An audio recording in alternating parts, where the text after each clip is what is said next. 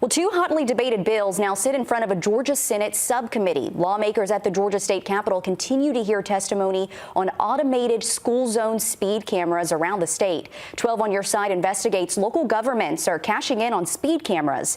And Will, you've been following both sides of the argument and what this is costing people at home. Yeah, this is a story we continue to follow because it's possibly taking money right out of your wallet. And one Georgia sheriff compared these private camera companies to salesmen, concerned more with making a sale than safety.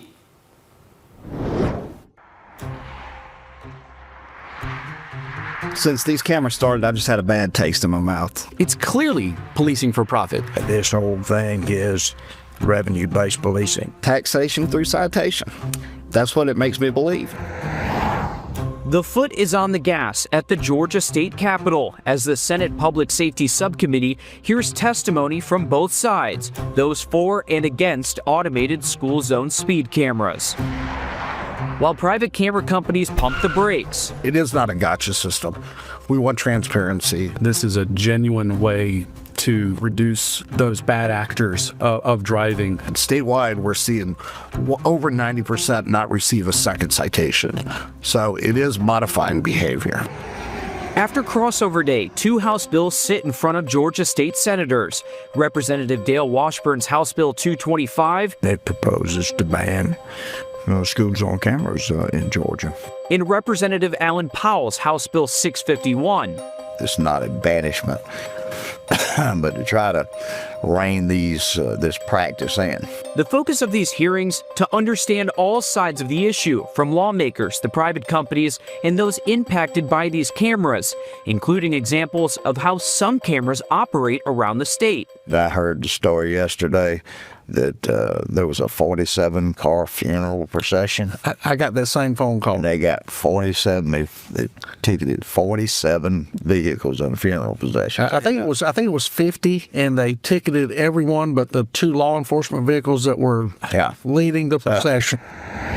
In Butts County, southeast of Atlanta, Sheriff Gary Long testified he was targeted by these private camera companies. Salesmen, that's what they were. They didn't show me statistics. They didn't show me how many kids were being hit at crosswalks. They didn't tell me how it's going to reduce things. Their exact words to me said, Sheriff, if you let us put these cameras up in your school zones, we'll guarantee you between $1 to $2 million in revenue a year that you can spend how you need to spend on your equipment. That's essentially what's happened here locally. We investigated just how much money local governments collected from taxpayers, including the city of Rennes and Burke County. In just 8 months, Burke County collected nearly $640,000 from cameras in front of Burke County High School. The city of Rennes, more than $444,000 since 2022. 12 on Your Side's findings are part of testimony at the State House. There's an example over in, I believe it's Burke County, south of Augusta. I heard from a county commission, a county manager over there.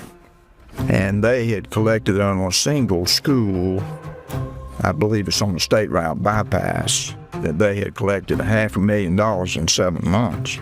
Critics cite issues with due process challenging the citations. Privacy issues also a concern. Senators are calling this a modern-day speed trap. We are requiring less from a camera than we do a deputy, a police officer, or a trooper that took an oath.